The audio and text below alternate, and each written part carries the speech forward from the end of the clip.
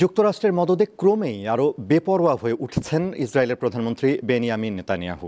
যুদ্ধবিরতি লঙ্ঘন করে স্থানীয় সময় মঙ্গলবার ভোর থেকে গাজা উপত্যকায় ভয়াবহ হামলা শুরু করেছে ইসরায়েলি সেনাবাহিনী। এতে করে 400-রও বেশি ফিলিস্তিনি নিহত হয়েছেন, যাদের মধ্যে বেশিরভাগই শিশু। দেশ জুড়ে তোলপাড় ওয়ালটন ফ্রিজ কিনে আপনিও হয়ে যেতে পারেন মিলেনিয়ার। দীর্ঘ 15 মাস ধরে ইসরায়েলের বর্বর হামলার পর যুদ্ধবিরতি কিছুটা স্বস্তি এনে দেয় গাজাতে, কিন্তু স্থানীয় সময় মঙ্গলবার সাহরির সময়ই গাজায় শুরু হয় সিরিজ বোমা হামলা।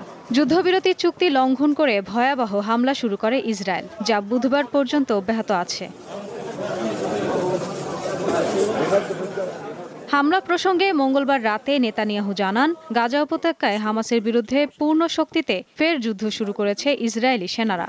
সতর্ক করে তিনি বলেন, এটা কেবল শুরু। হামাসের সঙ্গে আলোচনার বিষয়ে ইসরায়েলি প্রধানমন্ত্রী বলেন, হামলার মধ্যেই আলোচনা চলবে। এরই মধ্যে গাজায় হামলার নিন্দা জানিয়েছে আরব বিশ্ব।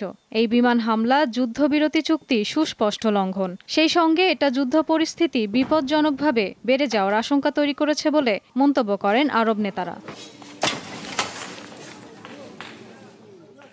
ইসরায়েল একটি দীর্ঘমেয়াদী যুদ্ধবিরতি চুক্তির বিনিময়ে এখনও থাকা 59 জিম্মিকে মুক্তি দেওয়ার জন্য হামাসকে চাপ দিচ্ছে। এই যুদ্ধবিরতির আওতায় মুসলিমদের রোজার মাস ও এপ্রিল মাসে ইহুদিদের পাস ওভার উৎসবের ছুটির পর পর্যন্ত যুদ্ধ বন্ধ থাকার কথা বলা হয়েছে।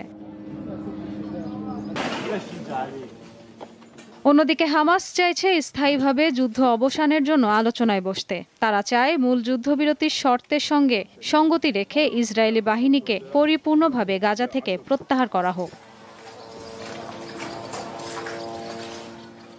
ইশরাত সুমা, দীপ্ত বার্তা কক্ষ।